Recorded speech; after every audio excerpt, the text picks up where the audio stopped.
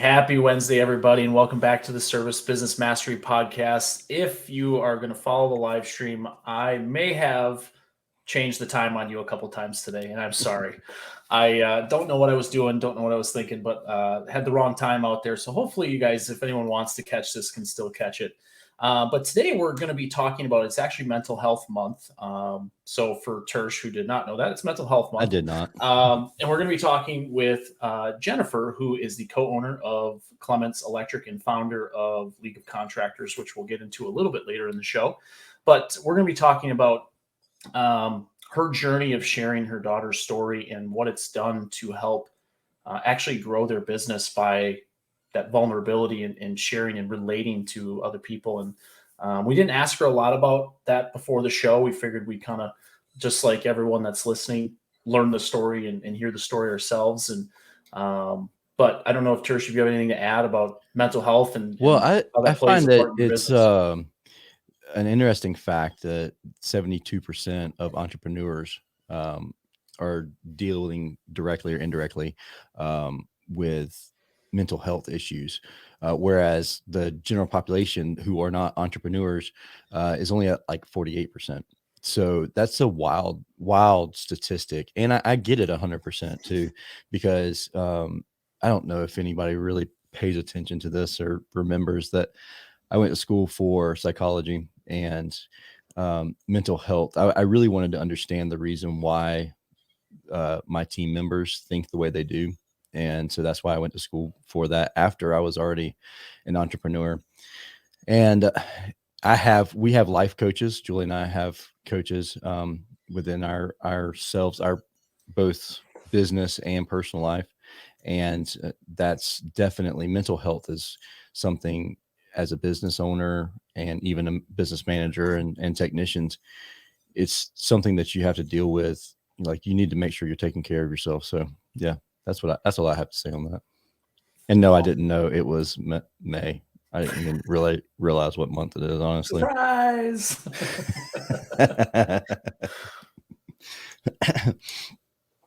Cool. So awesome.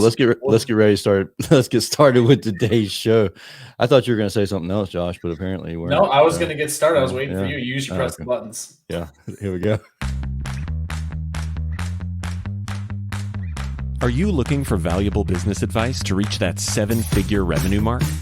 Do you want actionable tips to properly navigate through every business challenge you encounter along the way? Let Tersh Blissett and Josh Crouch be your guide in getting you to the top here at Service Business Mastery. Tune in as they sit down with world-renowned authors in business, leadership, and personal growth who share valuable insights about management, marketing, pricing, human resources, and so much more. Let their nuggets of wisdom gold guide you in owning a thriving, profitable, and ever-growing business. Here are your hosts, Tersh and Josh.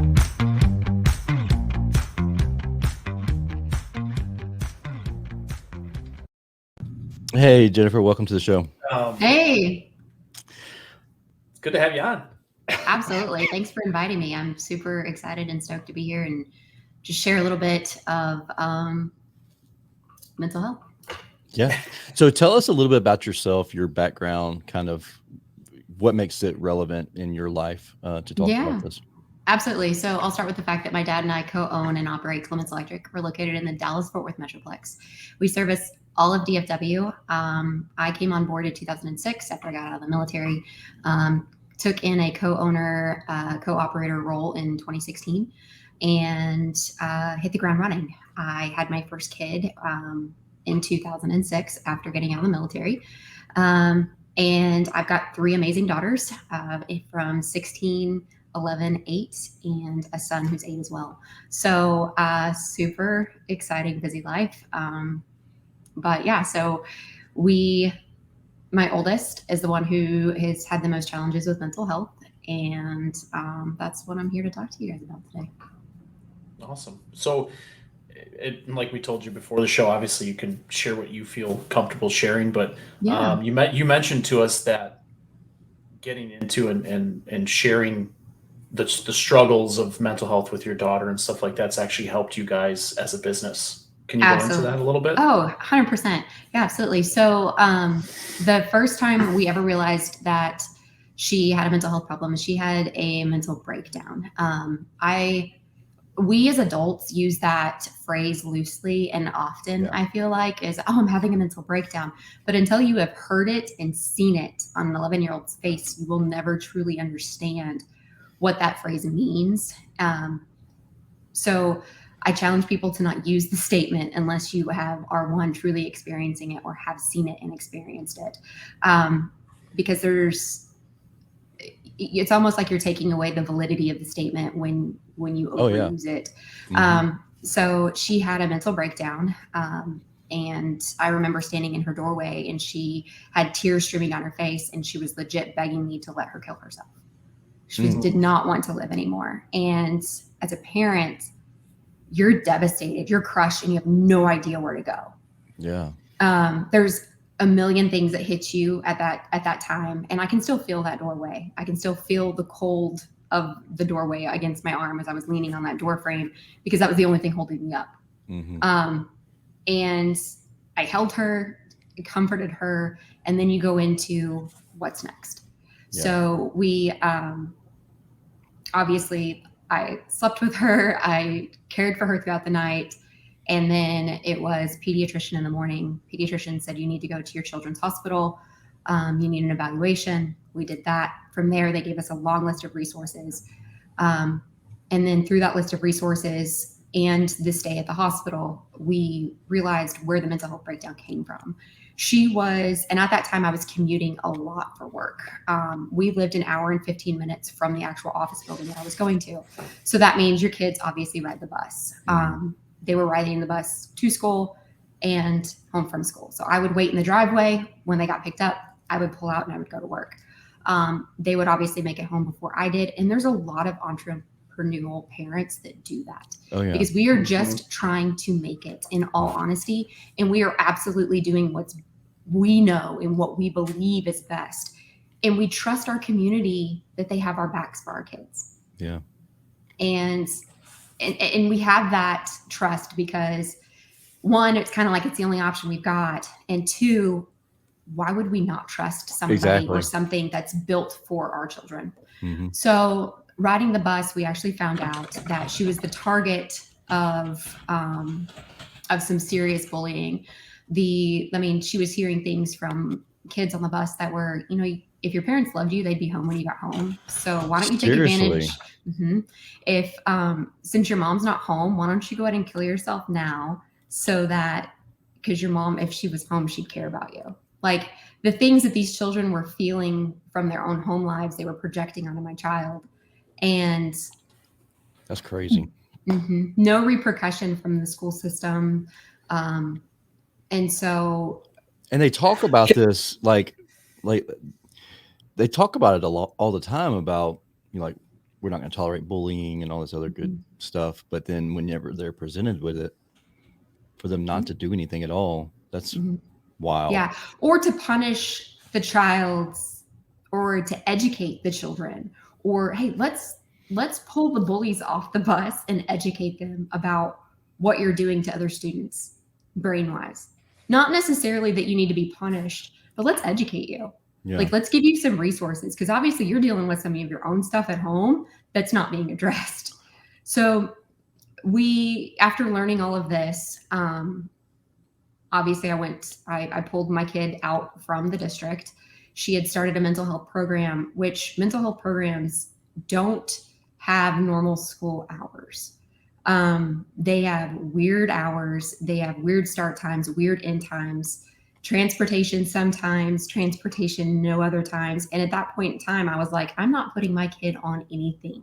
Yeah. I mean, I was so guarded for her that I was not willing to put her on another unsupervised ride anywhere. So, And I was the only one answering the phones at the time for scheduling. It was just me and my dad. We were a lot smaller than what we are now. So we didn't have the resources. So we partnered with an amazing company at the time for our software. It was called House Call Pro, and they had just launched this awesome thing called online booking. So you could go in and schedule your own appointment online, which saved our ass. Like, Yeah. honestly, 100%. Because when I was in the car, and I spent so much of my day driving her to appointments, to therapy, I'd drop her off, know I could go in to go to work, laser focus, get some work done, and then, okay, I got a plan to leave and go here. Well, the phone's still going to ring while you're in the car. So instead of it going to voicemail, I would answer the phone and I would be incredibly honest. And I had a gut feeling of like, this is going to go one of two ways, right? You got a 50-50 split. Yeah. People are either going to be like, this lady's nuts and crazy, and she's got way too many issues for me to want to do business with her. Or two, they're going to have empathy and relate because they're human and know that we're not a corporate person, and know that we are relatable and that we all have struggles. And I'm going to be honest with you that I'm going through one. And it was the second one. I grew. Did you ever did you ever experience a time where it was the first, where somebody was like, no, right? Never. Yeah. No, not on any of those phone calls that I was honest with. No. And even if they didn't book after I talked to them on the phone, they never vocally expressed their negativity towards me. So maybe they didn't go online and book, but they weren't like hateful either. Yeah. Which is surprising, right? Like, but the vulnerability behind what I did is something that people are like so frown away from. So we're like, don't do that. Mm-hmm. Corporate doesn't do that. Don't do that. And it was like, let me try something. So many people want to appear to be larger than what they are, whereas that in that scenario, it was your advantage to be the size that you are, be the vulnerable person that you are. Yeah. So Jennifer, can I ask you an opinion-based question? So do you feel, so like your story about the stuff that happens during school, between classes, this is like, I feel when the kids that do their bowling, right? When the teacher's backs turn. Yes. And do you feel like our schools are like, especially public schools and some of this thing, and I don't want to throw all public schools into a bucket, but they're like, they don't know how to handle this. I feel like this story happened. And I mean, we see documentaries, we see different shows and things online. And I feel like, I think there was, I can't remember. It was a really good Netflix show, 13 Reasons Why, I think. Yeah. Really well done. Which is honestly, I've never watched because it's too close to my heart. Sure. There's a lot of things on TV that I shy away from, just for the pure fact that it could have been me. And for people. Well, and that's my point is, my question is, do you feel like the schools just they don't know how to handle these situations? Like they want to be educators of the curriculum that they're assigned, and that's like outside of that, they just don't have the resources to actually handle this type of stuff. Yeah, mental health is not addressed in school systems. There's so many things in classes that need to be added to the public schools, and mental health is one of them. There's so many resources that are lacking, and teachers absolutely are doing the best that they can, but why don't we take away the state testing and add in a mental health program? Because our society is going to benefit from being taught how to handle an anxiety feeling versus how to take a stupid test. Because let me tell you, there's more value in knowing, hey, this feeling is not permanent, than I made an 80 on a test. Or I made a test that shows that my teacher taught me what she said she taught me. Yeah. No, I mean, I do not. And here's the thing about me as a parent. I do not expect perfection for my children. I do not expect perfect attendance. I do not expect you to wake up in a perfect mood. I do not expect you to be in all of these sports and all of the things, but I do expect you to be a kind human. And if you start to fail at being a kind human, that's where the disciplinary comes into play. That's the tried and true value and stigma that we live in our home daily. We do not yell. There is no violence. There is no wrestling. Like, we ask, can I give you a hug? I would like to give you a hug. May I? Like, we ask permission before giving a simple hug. There's so many things that I've learned just from traveling with my daughter through her mental health journey that are simple but matter. And no, I don't think the school systems are, one, they don't have the budget for it. Two, state regulations need to back the fuck off with the testing, and I agree. and do more with mental health. And they cause stress with those with the testing. I mean, Yeah. my kids just went through the testing, and for 3 weeks, that's all we heard about. And it's like, if you're stressed, I mean, if you're going to put this kind of pressure on kids at this point in the school year, you failed the rest of the year. Like, why stress them out right now? Like, don't put all of this pressure on the kids. And I get it. Like, I understand that that's how they get their budgets, and that's how they get their grading It's how they're system. measured and everything else. And which is obviously not good. Because I mean, I have kids that are advanced, one that's a year ahead in most of his subjects. And I mean, he was stressed, and I'm like, seriously, man, like, you're going to ace this thing because you are legit taking the next year's math and social studies courses already. But they still were putting a lot of pressure on him to make sure that he performed his best on this test. Yeah. And I even told my 11-year-old who was prepping for the state testing, she was like, I'm going to fail. Dad's going to be mad at me if we fail. And I was like, I'm not. I was like, let the school call me. I would love to tell them that you have made AB honor roll all year long, and I don't give a shit about the test, and they could shove it where the sun don't shine. Like, Right? I don't care. Like, you being a good human is all I care about. Do you know how to love others? Do you know how to identify when someone's having a bad day? Do you know how to view someone who has no friends on the playground and approach them? Do you know how to start a conversation with someone? Like, that's what I care about. That's what matters. Because everything else you can learn if you need to learn it or want to learn it. But no, the schools are not prepared. They honestly are not prepared for a generation where there is no escaping. There is no escape anymore. I mean, they bring it home. Well, they have their phones. phone. I mean, that stuff literally through Snapchat and all these other apps that they use, it just continues on with them. The day's over. They don't get that break anymore.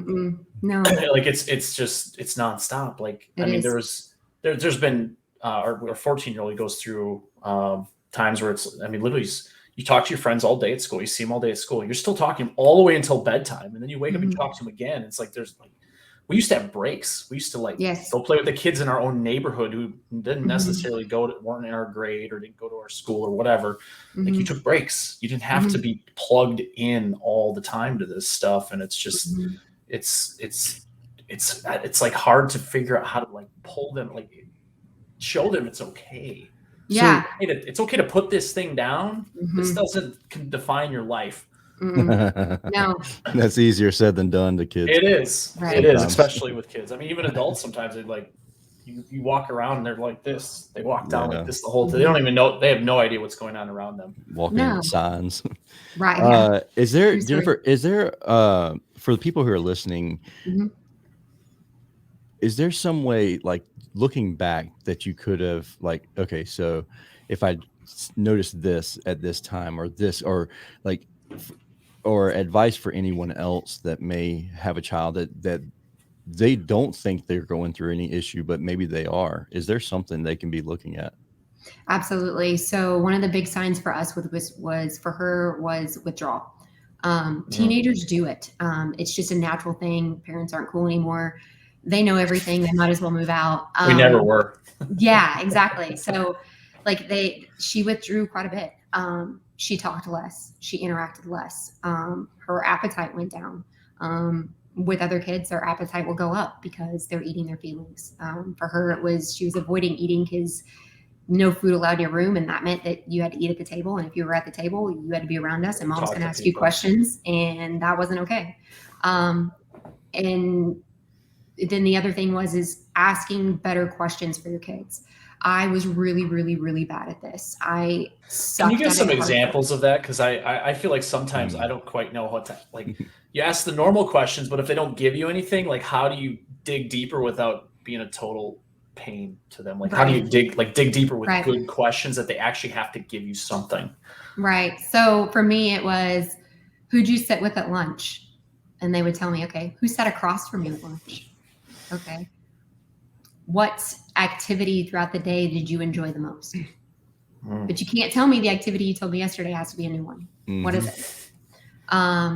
And then I got this really awesome, cool conversation deck. It's by a company called Best Co. And it's a deck of cards that legit sat on the table. And they would draw a card and read it, and everyone had to answer it. And it was stuff from, if you won $1 million, what would you spend it on? If you had one person at school that you didn't like, who is it and why? But there's conversation cards in there that help you learn how to communicate better with your kids and make your kids understand that you are, one, not going to scream at them, not raise your voice, you're calm, and you're understanding. And your conversations can be more of like a debate style where you go back and forth. You don't have to agree with everything that's coming out of their mouth, but you've got to at least hear them. Don't be combative.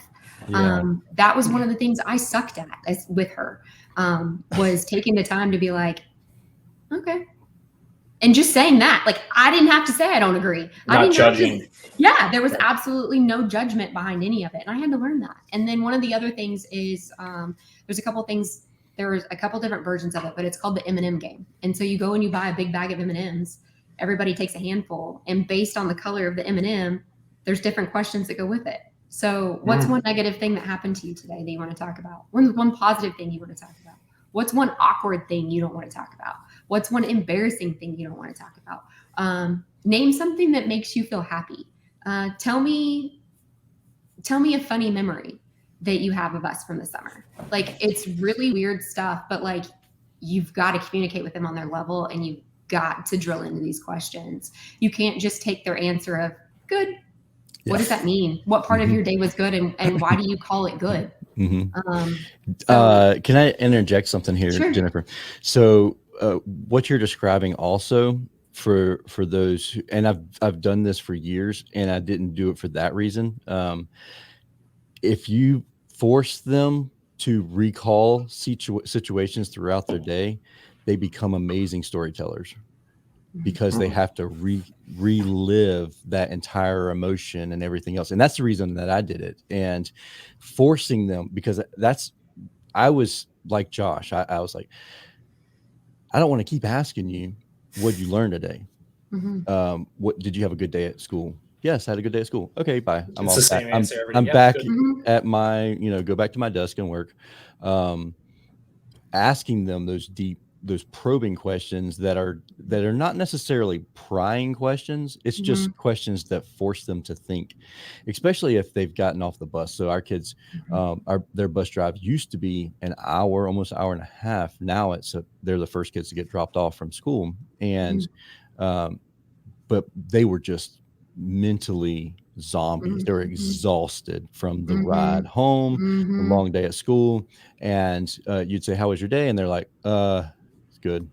And then they would just go to their rooms or go outside and play. And my wife, Julie, and I, we were like, she's super into, like, she wasn't ever gonna think that was okay. But me, I was like, okay, if they have an issue, they'll come to me. If they don't have an issue, they won't come to me. And I knew that wasn't right, but that was just me being lazy, honestly. But then it was like, okay, I have to stop. I have to ask these deep probing questions. And I still joke around with them. And I'll say, what'd you learn today? And they'll say, nothing. I'll say, well, then why do I pay for you to go to school then? They're like, you shouldn't. You should just let me stay home. Like, you're so right. But it's them knowing that it's like, you're not getting in trouble. And don't be afraid if you had a bad situation today, like, to tell us, because they do that, and we go to bat for them, and we've gone to bat for them. And even if they were wrong in the scenario, at least they knew that we were good to bat for them, up front, and we'd have a full conversation about it. Yeah. And the other thing I challenge you to do too, as a parent, is have lunch with your kid once every 6 weeks or once every 9 weeks, whatever your school district is set up with. Go and sit with your child at lunch. If it's elementary school, typically you guys sit by yourselves, but you're still going to see, they're gonna be like, oh, that's so-and-so and that's so-and-so. You're going to learn who your child's network is at school. And then when they get to middle school and you sit at the table with them, all of their friends congregate because you're the mom and the parent that showed up. Have lunch with them once every 6 weeks. Take that time off. Have your lunch break with that child. Eat lunch with them.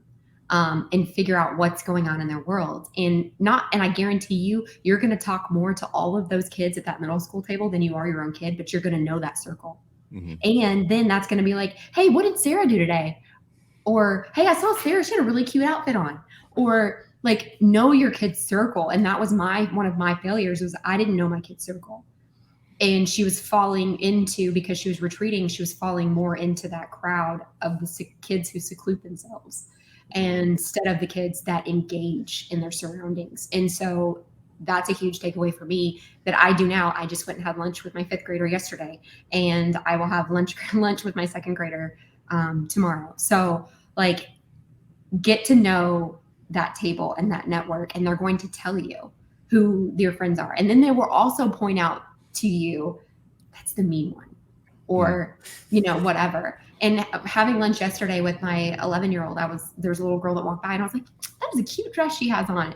And my middle one, she goes, that's what I told her. It's a cute dress. And I was like, I'm so proud of you. Like, just simple things like that matter. So I challenge you as a parent, one, get the conversation cards. If you print them off online, find them on Pinterest, write them on the popsicle sticks and have a popsicle game. Like, it doesn't have to be expensive. You don't have to buy that. Have the kids come up with their own questions for you. And it goes back and forth, because the way that I put it is, let's face it, we're not raising kids, we're raising adults. We're not raising children to go out into the world and be children. We're raising children to be adults. And so if we do not raise them to adequately engage in their environment around, they're never going to succeed. They're going to be a failure to launch. They're not going to leave your house. So you've got to build that relationship of communication with them so that they don't seclude. And when something serious is happening, they can come to you and talk to you about it, because it's not a big deal, because you've already had the awkward conversations of, I've had a shitty day. And that's okay. Yeah. Yeah. And it is okay. But go ahead, Josh, go ahead. Yeah, I was gonna tie this. So your experience. So this was what, five-ish years ago, roughly. Yeah, she's 16. Okay. Yeah, so have you taken what you've learned from your own experience and applied it to how you interact with team members at your business, or how has that impacted your business? It's impacted my business with the fact that I'm just real with them on every aspect. I don't hide anything from my team members. Situations with my divorce, I'm honest with. Situations with my kids, I'm honest with.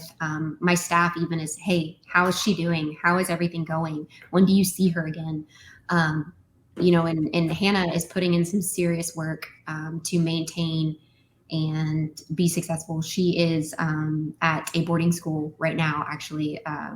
So hopefully she'll get to come home soon, but she's putting in the work every day. And I am just like, there again, it's just that communication point of, you can like, hey, I've got a team member who seems a little bit off. What's going on? Like, I'll send you a private message. Hey, you seemed a little short this morning. Just letting you know I'm here if you want to talk. But I just wanted to let you know I noticed. It's not a bad thing. I just want to let you know that I'm just aware of it. And then they're like, dang, she cares. She noticed I was off today, or that I was short, or that I was fast paced because I was running late, because I woke up late, because I stayed up late. Like, you don't necessarily have to call everybody out with a write up. You can just notice something in a text message and say, hey, you okay? What's going on? Mm-hmm. Yeah, no, I think that's super important, because now obviously we talk about HVAC a lot, because Tersh is from the HVAC world. I'm from HVAC. It's summer. Mm-hmm. It's here, right? It's getting hot everywhere. And this is the time of year when a lot of things will go unnoticed. Yes. Because it's balls to the walls. It's 12, 14, 16-hour days. It's weekends. It's just get it done type of mentality. Absolutely. And I think, is there some stuff when it gets busy like this that you would give some advice to people as far as to like just checking in, or anything that you could give to the business owners or managers listening? Yeah. So actually one of the biggest takeaways I actually got was from a really good friend of mine named Cassie Pound. I don't know if she's been on with you guys or not. She's been on. Yeah, there you go. Cassie. Cassie. Cassie's awesome. So one of the big things that I take from her is she actually pours into the to the home of her technician. So every summer she creates a thank you. Hey, I know we are taking a lot from your home and I want to recognize you as a support person. And she puts together a gift or a gift bag or gift basket, whatever you want to call it. But she puts together a recognition item and says, I'm recognizing that you're putting in more work because I'm taking your person. And I want to thank you for that. I love that. And she is amazing at recognizing that support is important. And so I challenge you as a business owner to make sure that you don't forget the people. And the military is also really good about this as well. It's called the FRG. It's the Family Group Readiness. There's a whole thing behind the military that reaches out to the family group readiness that supports the family behind the military, because without that support, your soldier's not going to be as good. So if your technician is stressed out because they're missing crap at home because their wife's giving them a hard time, they're not going to be performing at home or at work. They're just not. They're going to be, I need to get home. I want to go home. I want to clock out early. I've got to clock out early. You're going to have more issues with that technician and more friction points with that technician if you're not supporting what it is they need to do at home. So recognize their support systems. Tell their support systems thank you. Have a summer kickoff party and say, we're about to go into the summertime. We just want to thank you. Put together a something, whether it's a mug or a gift card or free babysitting. I don't know, like whatever you think you can do for your business to support that, to make sure that you lessen that friction point between you and your technician, because at home is handled and settled and at home feels appreciated. So as business owners and going into the summer and going into our busy season, you've got to really just be mindful of maybe why that technician you're having friction points with them is maybe because at home, they're not home as much. And they're not used to it, or they just recently got married. And so that's a reason why they're not used to it, or they've come from a different company and things are new. Like, don't just assume things, have conversations, write thank you notes, really just acknowledge that support system for that. I mean, we do teacher appreciation, right? I mean, when we are so grateful for our teachers and we support our teachers, why is there not, just like in the military, there's that family group readiness support, and we celebrate that support unit. There's mandatory family fun day. I hate that. I hated that whole day, but they're putting in the work. That's a great point that you mentioned there, Jennifer. The fact that anybody who's been in the military that's gone to family day, sometimes they're good. Sometimes it's like, oh, shoot me. Mm-hmm. Like, this is horrible. I don't want to be here. Mm-hmm. How do you avoid that within your business if you're going to do like a summer kickoff? Like, because sometimes the larger we get, the larger we've gotten, sometimes it's like, that's not my cup of tea. I don't want to be penalized if I don't show up. And I'm like, so that's cool, dude. At a bare minimum, I require my staff to show up. Whether your support team shows up or not, that's completely up to you.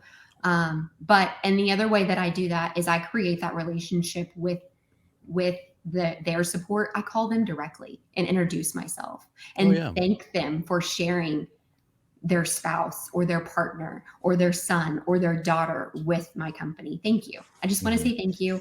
I know I'm probably somebody that you hear a lot about, but I did want to introduce myself and say thank you. Hopefully it's all in good ways. Right? And it's probably not. And probably not. And that's okay. But that's something different that I do. So I am very much like, do against the grain things. Mm-hmm. Because that's where your successes are. Because when you're going against the grain, you're making a mark. And if you're making a mark, you're going to stand out.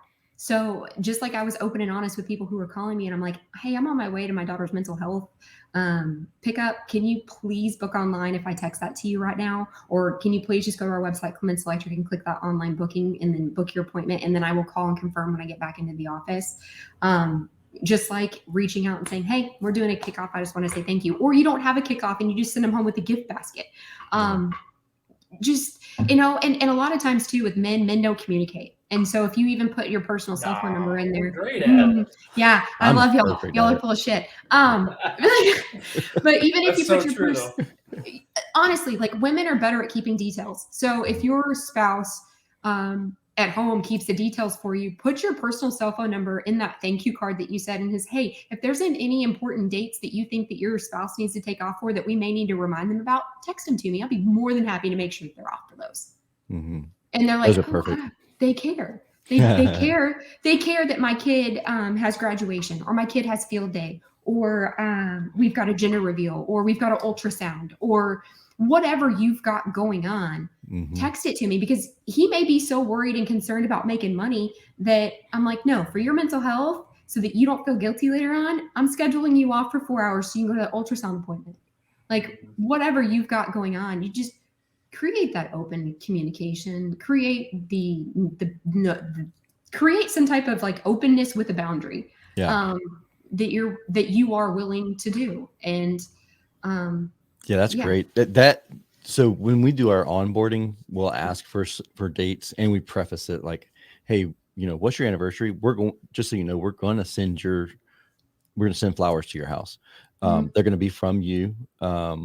And so you don't have to sweat that. And so it's one of those things where it's like, we're constantly trying to make sure that we're sending things to the family and having that conversation. I had one technician one time, this has been a couple of years ago. Actually, he was a dispatcher, and he got home and his wife was super excited and everything else, and like really bubbly. And he was like, I don't know what's going on right now. I think I did something wrong, because she's not supposed to be this happy. And he gets over they have like a sofa table. He sent me a picture of it, a sofa table, and there were flowers on it. And he was like, who the hell sent you flowers? And he didn't say it loud enough for her to really hear him. And she was like, thanks for sending flowers today. Like, she was in the kitchen or something behind him.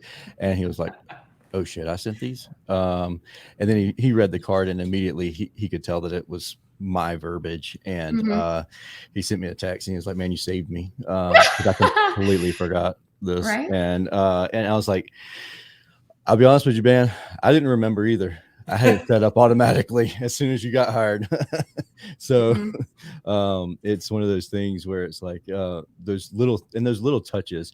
That guy, he doesn't work with us anymore. And it's a cool story. He was the announcer. He is the announcer for the Savannah Bananas baseball team. And what you're saying, going against the grain, doing Jesse Cole, he's the owner of Savannah Bananas. One of the things he says is if it's normal, do the exact opposite. Doing business differently is his thing. But anyways, this guy that was a dispatcher, his dream was to run a radio station. And he came to me and he was like, man, I got an opportunity to run these 3 stations, be the guy that runs them all. But I really love what I'm doing here. Like this, I didn't think I was going to like being a dispatcher, but I love talking to these people and everything else. I was like, and I told him, I said point blank, if you don't go, I'm going to fire you. And so he was like, all right, fine. And then he took it, and he's loving it. I mean, loves it to death. But he didn't want to leave whenever that opportunity came up, even though it's his lifelong dream. But little things like that, really, they do add up over time. It's a consistency thing, though, too. You have to make sure you do it every time, as often as you can anyways. Yeah. And one of the other really cool things that we do is we've got a group text message that's going all day long with my technicians. And it's simple things from sharing your sales tickets to sharing of a review to sharing that you put in a yard sign or work that you did, being proud in that aspect, and just, giving each other a hard time and razzing each other and creating those inside jokes so that people want to have that camaraderie with you. And to want to feel included. So I'm not perfect at it every day, but I did want to share what has worked for me. And it's not traditional. It goes against the grain. People want to be bigger, seem bigger, but sometimes showing who you really are is the best thing you can do. Yeah, 100%. And I apologize for everybody in the chat because I completely ignored y'all today. I did too. But Everett said, he said, what a genuine and sincere woman, super brave. And thank you. and somebody else who is, I can't see who it is, but they said teaching communication skills should be part of school curriculum. I wholeheartedly believe in that.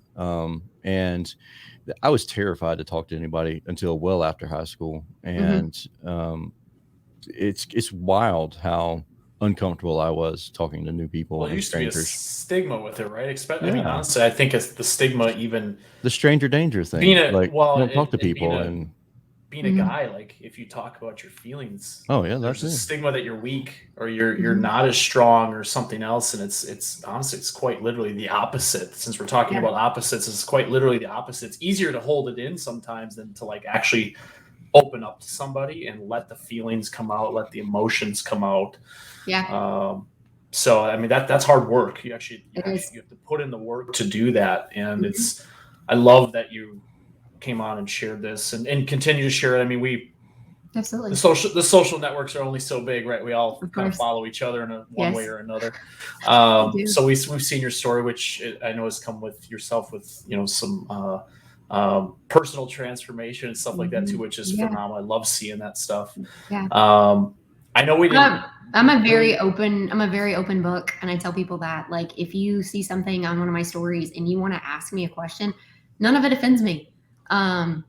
That's part of what I've learned through the journey with my daughter is you've got to be able to allow people to ask you questions without being offended. And if something does offend, I just won't answer you. I'd be like, respectfully, that's just not something I can dig into. But I'm an open book. I'm going to allow you to ask. And most of the time, I would say 95% of the time, I'm going to have an answer for you of at least like, hey, this is what it is. So yeah, I mean, ask. Oh, I love that. I think we're going to have to do a part 2 and get into your app a little bit. Absolutely. So I don't know if I want to spoil that too much, but we can. Well, can you tell? But before we end, give us a little teaser on that. All right. So League of Contractors, it's for contractors by contractors. It's a referral-based app where if you put up a referral, you can get paid. Okay. Well, it sounds like you've said that once or twice. Potentially. Pretty good little pitch there. Jen, we really appreciate you coming on the show and sharing everything. If anybody is not connected with you, what's the best way for that to happen? So I've got a public figure page called The Jennifer Clements. I also have my regular Facebook page, which is just Jennifer Clements. I've got League of Contractors. You can also find that page. And then there's Clements Electric, our Clements Electric, obviously, Facebook page. I've got TikTok, if you guys want to follow me on TikTok, and also Instagram. I call life as it is. I call the shots how I feel them. Very open. And a lot of times I make things that people tell me to take down. So... You're going to have that sometimes. That makes me even more interested in looking at it. So right. Right. Cool. Well, we appreciate you being on the show today. And if anybody has any questions or anything, don't hesitate to connect with Jen. If you have any questions for me, don't hesitate to ask me and Josh. But with that being said, I hope you have a wonderful and safe week until we talk again next time. Now, I will tell you, next week we will not be here because Josh will be going to a far, far away land, and I'll be going to Podfest. So we will not have a live show next week, but we will still release an episode. But with that being said, I hope you have a wonderful and safe week, and we'll talk to you again next time. See you.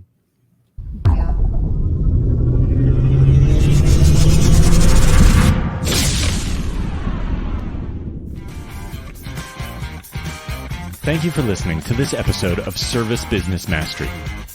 Now that you are equipped with essential business advice from this impactful conversation, you are one step closer to becoming the successful owner of your dreams. If this episode has been helpful to your business journey, don't forget to subscribe to the show, leave a rating, and share it with other owners as well. Visit servicebusinessmastery.com to learn more.